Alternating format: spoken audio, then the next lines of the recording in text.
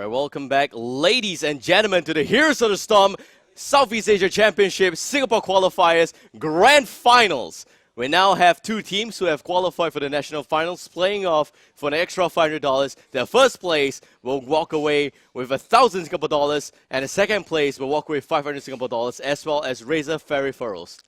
So it's been a crazy journey so far. We had a total of 10 teams, and I think that right now, LAF, Relics, they both deserve to be here. Relics definitely steamrolled most of the competition today. They won the game in, I think, below 8 minutes, if I'm not wrong, and I think that's actually a record time for a competition. So LAF right now is on the right side, Relics is on the left. For this draft, the map has been decided. It is actually being decided by LAF Look of Flower. They will pick Sky Temple. The first ban coming out from Relics of the Past will be Kilthas, and the ban on Illidan by Look of Flower. Also, Lost Vikings getting picked up first by Relics, and we got Jaina being picked up by Look of Flower. So one on the Lost Vikings. I'll definitely love to see Revenant's Lost Vikings. It's something that I think is like akin to a signature. He came from StarCraft 2. He plays a lot of RTS game. He's got a lot of good APM, and that's where Lost Vikings is strong at. It is definitely because of the extra ability to split his attention and to make sure that every single Viking comes alive. That's what I like to see about that. So Look of Flower on the flip side has picked up Jaina, Uther, and back to Relics, they have decided Anubarak and Sylvanas. I Look of Flower now with the other two picks. We have got Jaina, Uther, ETC coming out as well. ETC with great ability for Mosh Pit. Uther with the Divine Storm on ETC, and a Kerrigan pick. Sinks Kerrigan is renowned in the quick match scene. But I have no idea if this is actually going to stay through in a competitive scene, because Kerrigan on Sing is just so irritating. There was once that I sidestepped 3 of a Kerrigan's combo, and unfortunately, she sent me a very hateful message at the end. So that would be Sing's Kerrigan. Very, very good. I love to see that in this game. So Anubarak, Sylvanas, Lost Vikings, we got some substantial damage on Relics there. They don't have the setup. The previous competition in the Community Cup, I think that the ETC and Lost Vikings had very good synergy. And that's where it's a little bit of a difference here between that series and this series. Anubarak is not able to hold enemies on the same ground for as long as the ETC. Sylvanas on the flip side is just there for extra damage. The Lost Vikings need someone to set it up for them, and the ETC has been snatched away by LAF. So they know this really well, and Relics is going to take some time to think about it. So Sky Temple is a map that really tests a lot on your ability to play as separate players in a coordinated fashion. It's about pushing the lanes, it's about getting the temples at the right time and making sure you use the most efficient amount of resources, which means not all 5 on the temple, guys. It is just about 1 or 2 at best, and that's what we like to see in Sky Temple. Also, the sudden mercenary timings are very important, like for example, below 4 minutes if both temples are activated at the same time and finishes at the same time, exhausting all the ammunition at the same time. Yes, then that's where you're going to go for the Bruiser Camp and effectively try and push the lanes separately. So Vala, Malfurion for Relics of the Past. Vala is very good. Vala, Sylvanas, substantial damage there. And Lost Vikings with the longbow raid. Malfurion with some sustainability in this whole thing.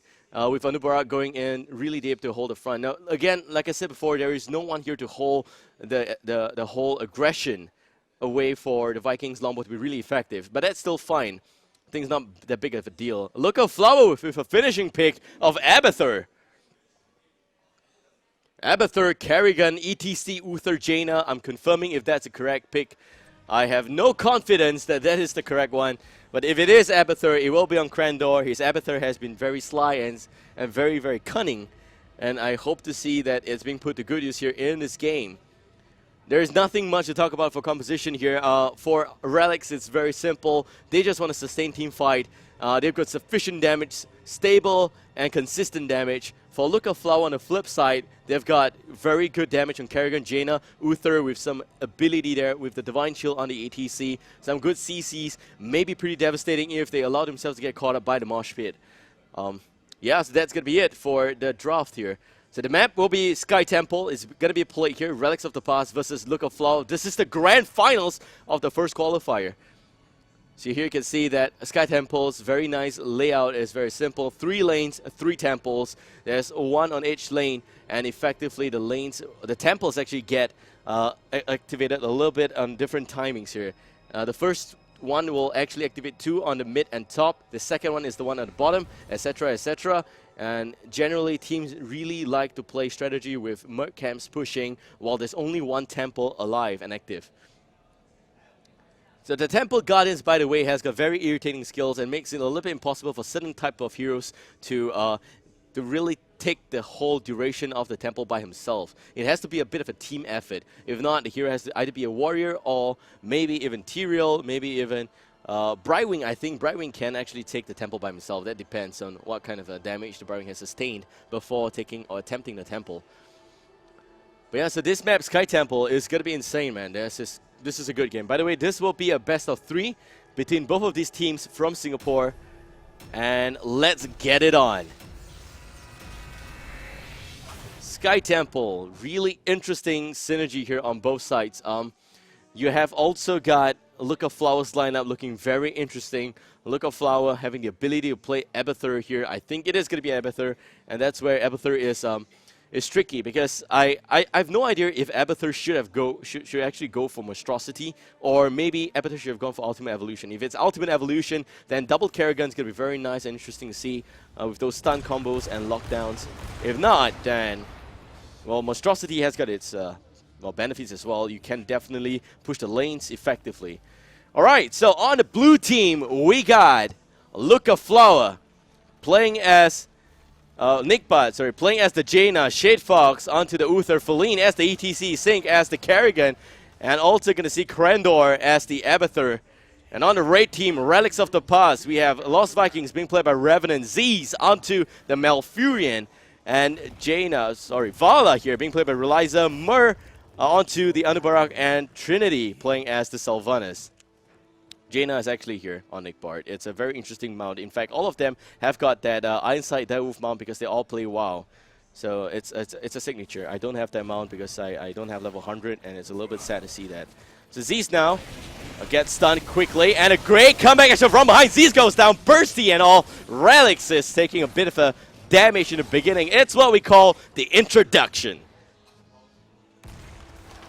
Sig now at the mid lane, effectively soaking as much as he can, and it's going to be a roll in on the Revenant. Revenant is, this is actually Baylock. Baylock should be fine, down to just about 30% health, but will be okay. Abathur soaking the lane on top, Olaf's going to be there.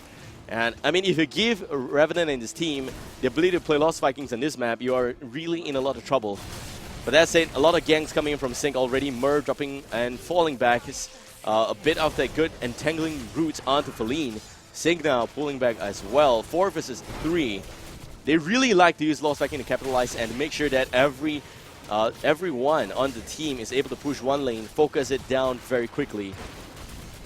This is a pretty interesting strategy. Here comes the team. ETC lands a stun on Anubarak, and they don't want to let Anubarak die here. And Anup has the ability to use the Borrow Strike to run away.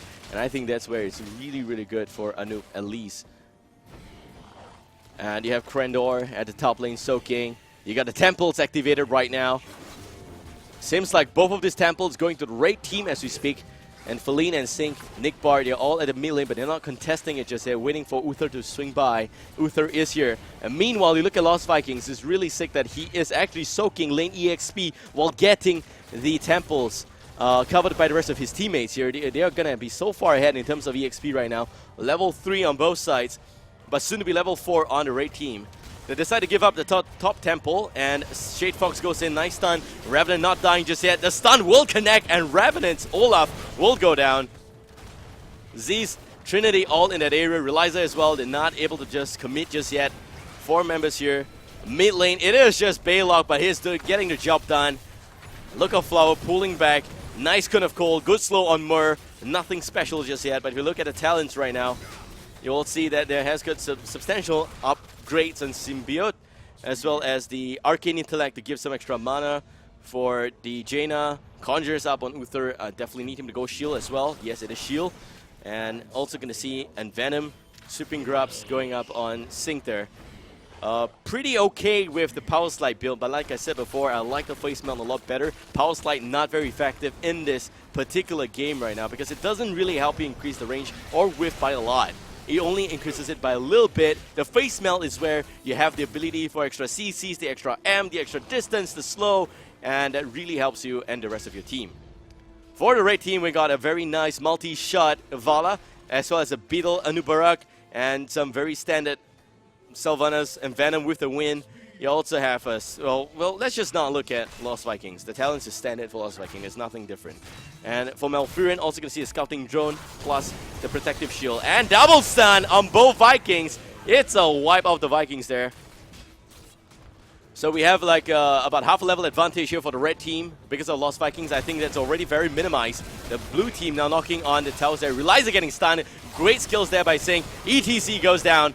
Again, Mur with a perfect impel and Trinity coming in to finish off the job.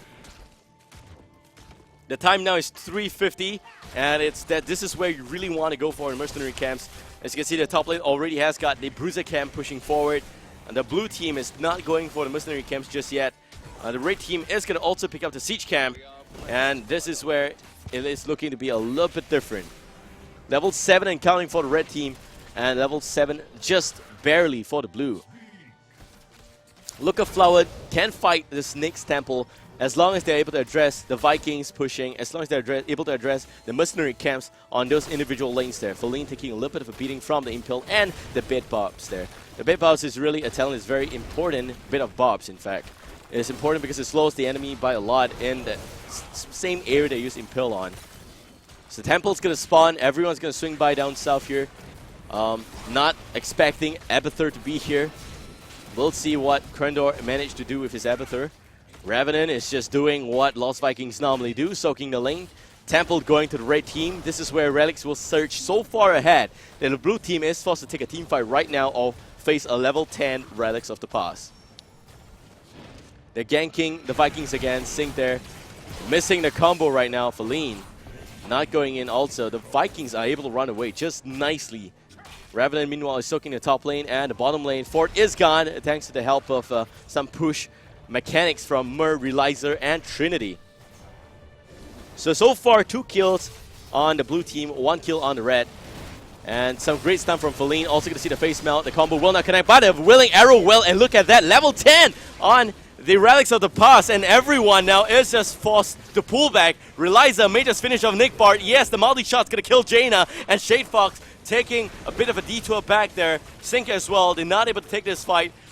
Vikings just soaking up too much EXP. Level 10 already. Knocking on the doors of LAF. We got the inner portion of the fort getting completely erased here. The tower goes down. The gate's in a little bit of trouble. Mursight steps. The stun combo from Sync. The primal grabs as well as the impaling blades. We're also going to see the potential fall of the healing well. Shade Fox, they are still not level 10. The combo again, this time around not perfect. Feline jumps in, no face melt yet. There goes the face melt. Mur dropping really low. Mur tunnels out of that one. Feline now going to pull back. There's also the Abathur on top of that. And look at that Shadow Poison, unstable poison in fact, able to pick up the kill because of the amount of creeps in that area. And down goes the ATC. The Revenant on the flip side, just defending and pushing and doing such a great job soaking lane EXP. Eric at the bottom. Olaf and Balok at the top. Nick Bart is here, and he just managed to force them to back up a little bit. But you could see right now that Relics of the Past is so far ahead. They are almost at level 13, whereas the blue team is not even at level 10. 7 minutes in, it seems like they are already so far ahead that the blue team needs to soak the lane right now. They don't have someone to soak the bottom. That's a bit of a problem. Sting just swings by. Will get it nicely done. They should get level 10 after the top is nicely soaked up, but they're not even at the top just yet. All right, the mid ETC just got them level 10. That's good. So 2 kills against 4 kills here, and also the boss going to the red team. So Relics now will have the boss split push, and the rest of them should go for the temple at the top and bottom.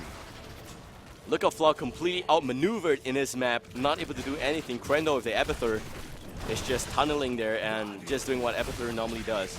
You know, in the last few patches, at least Abathur was able to do a bit of a backdoor action to form a bit of distraction, but that was a bit unfair, to be honest. That's a little bit too unfair, and there's no way they could have done that. So Krendor with Ultimate Evolution up already decides to morph into a Kerrigan.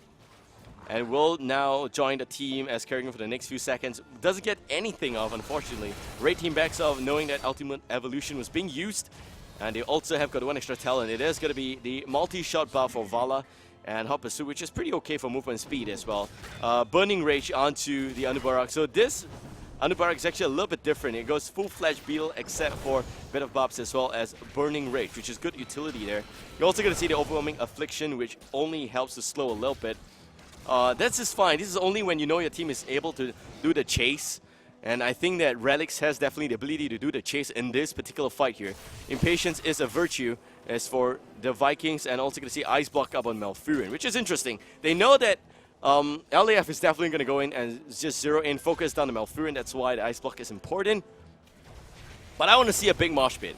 So Faline's going to have to do the job, or he becomes Ribeye after this. So Sync with a big, well, Primal grabs away, and there goes the mosh pit on 2. No more than that. We also will see a bit of the ETC buff coming out from Uther, and that would be the Divine Shield, but it's not enough. The Longboat will erase the whole team. They all go down at the end. 4 men down. Abathur is not able to do anything. Level 14 against level 11 at this particular point. Well, Relics is just taking up the temples as well as pushing. They may actually give us an early night here. The fort is going down. And everyone on the red team is actually going to the mid lane, taking out the healing well. Sing respawns, the whole team on blue respawns. LAF looking for a fight they can win here. They need to make sure they get level 13 before the next team gets 16, but I don't think it's possible with 2 temples going strong. Meanwhile, Krendor, being the MVP that he is just soloing the temple a little bit. And the Bruiser Cam is also going to get taken out here by the red team. The blue team has got nothing they can do. Relic still has got the bottom temple nicely taken care of, and most of the ammunition is actually going to expire real soon. In just about a total of 5 seconds, it's going down. Meanwhile, Relic's pushing the top lane, level 12 against level 16. They have 2 talent advantage over the blue team. This game is looking like it's a steamroll again. Like I said, Relics, specialists of facial reconstruction, or so to say. And it seems like level 13 is going to be a bit impossible for the blue team. It's kind of close, but I really hope they can take the team fight here. Revenant pulling back. Olaf, a little bit of trouble, pops the shield, sinks in the vicinity as well. I think Olaf is gone, is left for dead. He does try and run away, but Eric is not able to do anything as well. They're just buying some time. Rest of the team going for the core, by the way. Ham on the core, ladies and gentlemen. Relics knocking, and Look Flower not responding. They're all the way down south. They can't pop back home. Eric buying more time. Core dropping 40%. Core going down. Who's left? No one's home. Knock knock. Seems like game is done. Game 1 goes to Rex of the Pass in spectacular fashion. 8 kills against 2.5 in 11 minutes. The game is done already. What a position for them to be in. It is interesting to see that the Abathur didn't do a single thing. I'm sorry, Krendor. It's not viable. But yeah, well, generally these people are really good. So by the way, we're doing this live at Alienware Arena in Singapore. There is a live audience as well. So thank you guys for watching online. You guys have been fantastic. Twitch chat has been phenomenal. And I do enjoy casting all of this series. So we can enjoy this series as well. We're just checking if there's a replay available. Unfortunately, there's no replay. So we are going to go for a short break and bring you Game 2 real soon. If you enjoy the cast, do go on to my Facebook page at fb.com/BabelCast and give me a like there. Really appreciate it. That said, also, do follow this channel. This is going to be the official channel for the Singapore Qualifiers. We're having the bronze match in the background, and now we are also preparing for the second game. It would seem like that everyone is getting ready to go for the lucky draw for our live audience. We don't have camera footage there, unfortunately, but for all of you guys online, thank you very much for watching. We'll be back with Game 2, so don't go anywhere. See you guys real soon. Revenant pulling back, 16 gems on that one there. Great shield on the tower, making sure it stays alive right now. A total of